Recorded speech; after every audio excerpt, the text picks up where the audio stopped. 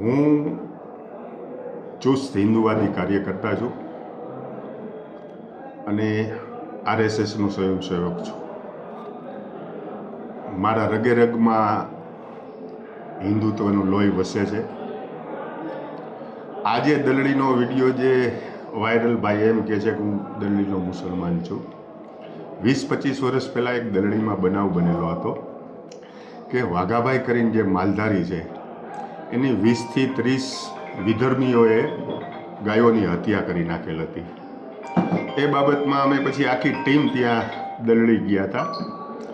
એ દલડી જઈ અને અમે હંગામો કર્યો હતો કે આ જે પણ વિધર્મીઓએ જે ગાય માતાઓની હત્યા કરી છે એના ઉપર કાયદેસર રીતે કાર્યવાહી થવી જોઈએ. એમાં અમારી એ ટીમમાં એ વખતે અમરસિંહભાઈ મઢવી હતા, મોનાભાઈ માલધારી હતા, ગૌતમભાઈ ખાંડેખા હતા અને બીજા ઘણા બધા અન્ય લોકો હતા.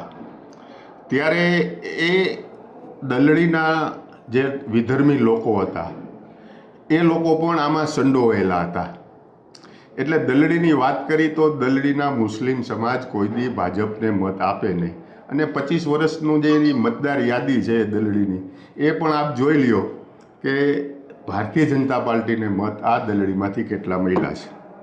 બીજું વાત એ છે કે હું 2002થી મારા પત્ની લડતા હતા ધારાસભ્ય તરીકે, હું પણ લડ્યો છું. અને હરેક વખતે મેં ગામડામાં સભામાં મેં એમ કીધેલું છે કે મને વિધર્મીઓ મત આપી મારી મતપેટીને તમે બગાડતા નહીં, અભડાવતા નહીં મતપેટીને. આવું મેં વારંવાર મારી સભામાં કીધેલું છે. અને આજ પણ હજી હું કહું છું કે મારે તમારા મત જોતા 2.25 લાખ મતદારો આ વિધાનસભા વિસ્તારમાં હિન્દુ સમાજના છે. હિન્દુ સમાજે મને ઘણો બધો પ્રેમ આપ્યો છે અને મારા ઉપર વિશ્વાસ રાખ્યો છે અને હિન્દુ સમાજ સતત મારી સાથે રહેલો છો. એટલે મારે આટલા બધા જો હિન્દુ સમાજના મત હોય તો બીજા લોકો પાસે મારે મત માગવાની જરૂર નથી. અને ખોટી મતપેટી શું કામ અભડાવીએ જોઈએ? કારણ કે મને જે લોકો કહી રહ્યા છે બજારમાં ઘણું બધું કહેતા હોય, કોઈ લોકો શેતાન કહેતા હોય, કોઈ લોકો સારા કહેતા હોય. એટલે શેતાન તરીકે પણ એ લોકો મને ચિતરી રહ્યા છે.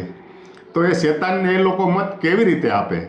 અને આ દલડીવાળાની જે વાત રહી એ આ વિષયમાં મારી ટીખળ કરવા આવ્યો હતો અને એ કોંગ્રેસી હતો અને મારી પાસે ટીખળ કરી અને મને એમ કહે કે મત કોને આપવાના છે.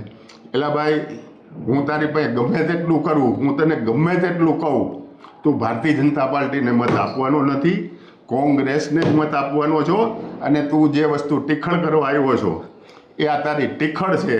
અને બીજી વાત એ છે કે મેં દલડી ઢીઘલિયામાં કોઈ દિવસ પાણી છોડાવેલ નથી. આવી જ રીતે હું રાત્રે 1 વાગે કુવાડવાથી આવતો હતો અને કલાવડી પાસે એક હોટલ છે. એ હોટલે હું ચા પાણી પીવા ઉતરો એટલે ત્યાં ઘણા બધા લોકો હતા. અપક્ષ ઉમેદવાર હતા, ભારતીય જનતા પાર્ટીના ઉમેદવાર હતા, આમ આદમી પાર્ટીના ઉમેદવાર હતા. એટલે એ લોકોએ બધા એમ કીધું કે આવો નાસ્તો કરવા. એટલે હું બેઠો. હવે એ વાતને પણ લોકોએ વિડીયો ઉતારેલ છે અને એમ કીધું છે કે અહીં અપક્ષ માટે મત માગે. એટલે ભાઈ, ભારતીય જનતા પાર્ટીના ઉમેદવાર છે, આમ આદમી પાર્ટીના ઉમેદવાર છે, અપક્ષ ઉમેદવાર છે અને બધાના કાર્યકર્તા છે. તો હું અહીંયા મત કઈ રીતે માગી શકું? આ એક મને બદનામ કરવાનું કાવતરું છે અમુક તત્વોનું અને એ બદનામ કરવાનું કાવતરું ઘડી રહ્યા છે. પણ મારી પાસે પુરાવા છે કે ત્યાં આમ આદમી પાર્ટીનો ઉમેદવાર હતો, અપક્ષ ઉમેદવાર હતા અને ભારતીય જનતા પાર્ટીના ઉમેદવાર હતા. ભારતીય જનતા પાર્ટીનો રાજાવડલા સીટનો ઉમેદવાર ભાજપનો પણ ત્યાં હાજર હતો. એટલે આ લોકો જે બદનામ કરે છે અને હું વારંવાર હજી પણ હું કહું છું કે 2027માં ચૂંટણી લડવાનો છું. તેથી મને વિધર્મીઓએ મત ન આપે અને મતપેટી ન અભડાવે આ પણ વાત ચોક્કસ છે. મેં વિધાનસભામાં મુસ્લિમો પાસે કોઈ દી મત માગ્યા નથી. હું જ્યારે પણ ત્યારે લડ્યો ત્યારે એક પણ મુસ્લિમોને મેં કીધું નથી કે મને મત આપજો. 2.25 લાખ મતદારો છે. હું નરેન્દ્રભાઈ અને અમિતભાઈ શાહનો હનુમાન છું. જો એ મત ન માગી શકતા હોય, ભાઈ બંગાળમાં એમ કહે કે મારે મુસ્લિમના મત નથી જોતા. હું તો આ વસ્તુ તો હું 20 થી 25 વર્ષથી આ કહું છું કે ભાઈ મારે મુસ્લિમોના મત પેટીમાં આપીને આ મત પેટીએ ભળાવતા નહીં. બસ આ જ વાત છે, બીજી કોઈ વાત નથી.